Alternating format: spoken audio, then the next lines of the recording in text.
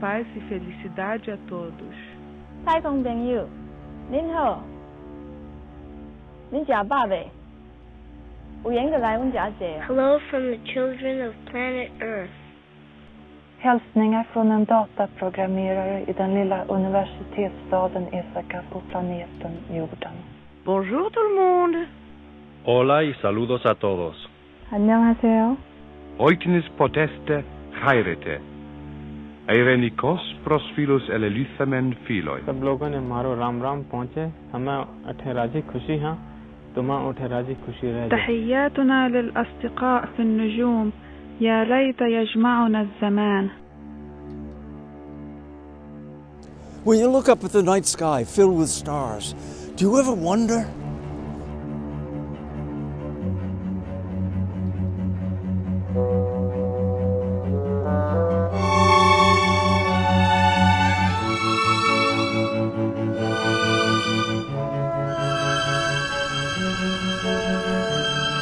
Do you ever wonder if there's any music up there? Sometimes I do.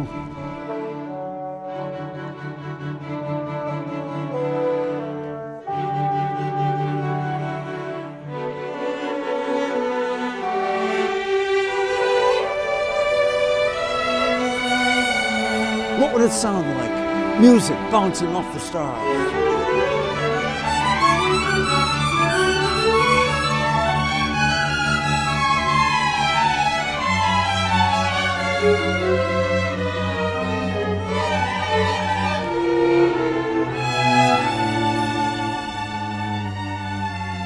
And wouldn't we be able to hear it with our human ears?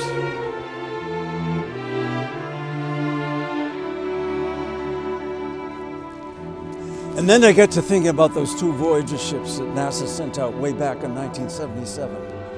Where are they now? I'm sure you've heard all about them. Inside they're carrying the golden discs, gold-plated LP records that contain music, images, and sounds from Earth. They're a kind of greatest hits of humanity.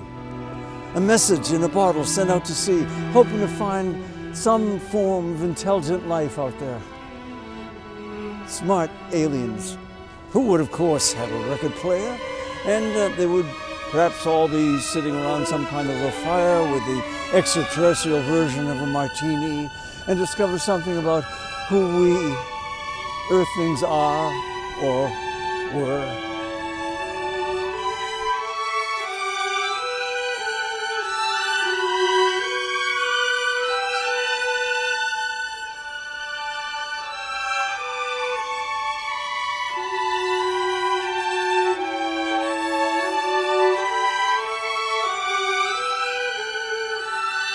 You see, these golden discs were designed to last tens of thousands of years.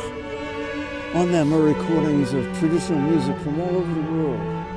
Senegal, Mexico, Japan, as well as some highlights from European classical music. Mozart, Bach.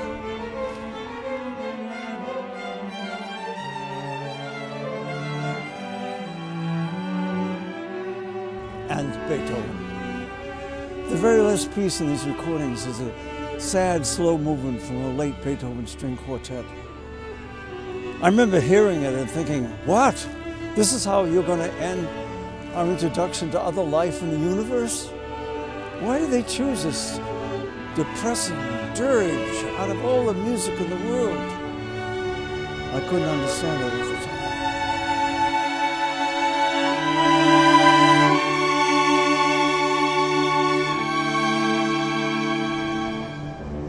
But as I look up at the stars again, I am filled with anxiety. The struggles of this past year, as much as I try to forget them, are always there in the background.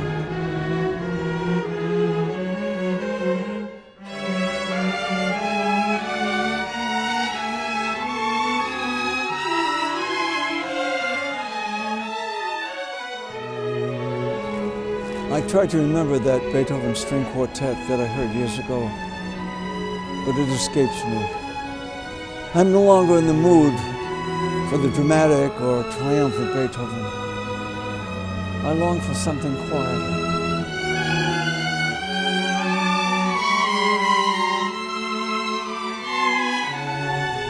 Did Beethoven look up at these same stars 200 years ago and hear music?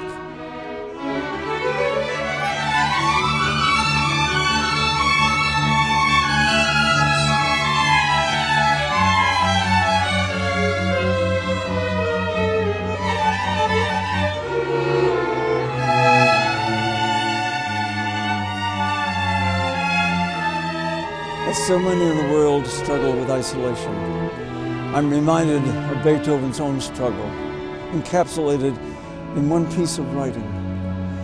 He wrote a sort of testament for his brothers to be found after his death. Do you know it? Let me read some of it to you. Listen. From my brothers Karl and Johann Beethoven, you think that I say that I am mean, stubborn, or keep to myself. But you couldn't be more wrong. You do not know my secret. Ever since I was a child, my heart and soul have been full of goodwill, and I wanted to accomplish great things. But for 6 years now, I have been afflicted, and it was made worse by foolish doctors who lied to me again and again with hope of improvement. Even though I was born with a fiery and lively personality and truly enjoyed being around people, it became clear early on that I needed to isolate myself and live alone. It was impossible for me to say to people, "Speak louder, shout, for I am deaf." How could I possibly admit an infirmity in the one sense which ought to be more perfect to me than others, a sense which I once possessed in the highest perfection? I couldn't. When I am near people, I feel a sense of terror that they might notice my condition. What humiliation when someone standing next to me heard a flute in the distance and I heard nothing. Or someone standing next to me heard a shepherd singing and again I heard nothing. These incidents drove me to despair. Only a little more and I would have taken my life. It was only my art that saved me. So I live. Perhaps I shall get better, perhaps not. I am ready. Forced to become a philosopher already at 28 years old.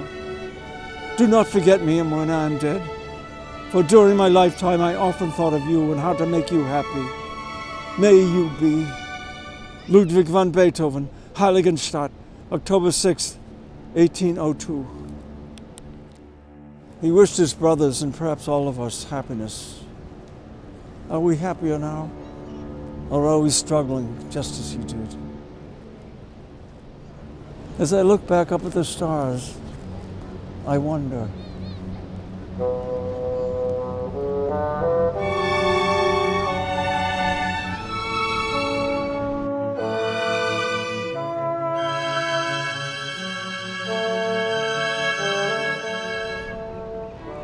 Maybe it is that struggle which is the true message of what it means to be human on this earth. I begin to remember that slow movement named Cavatina. Parts of it come back to me. It's been almost 200 years since he wrote it. Will it continue to speak to humans in another 200 years?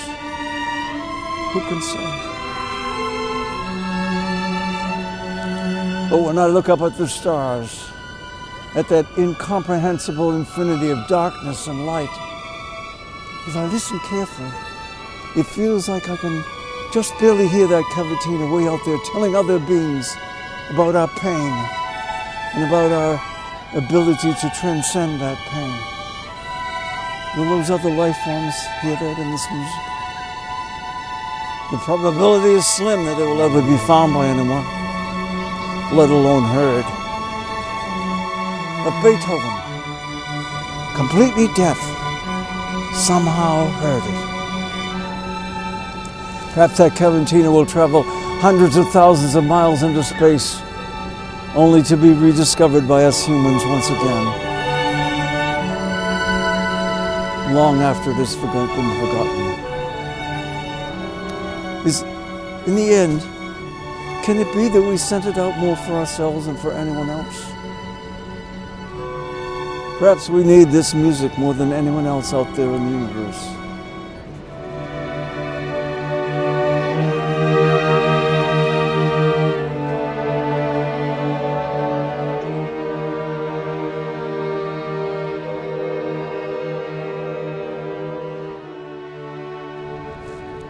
But enough of my wondering.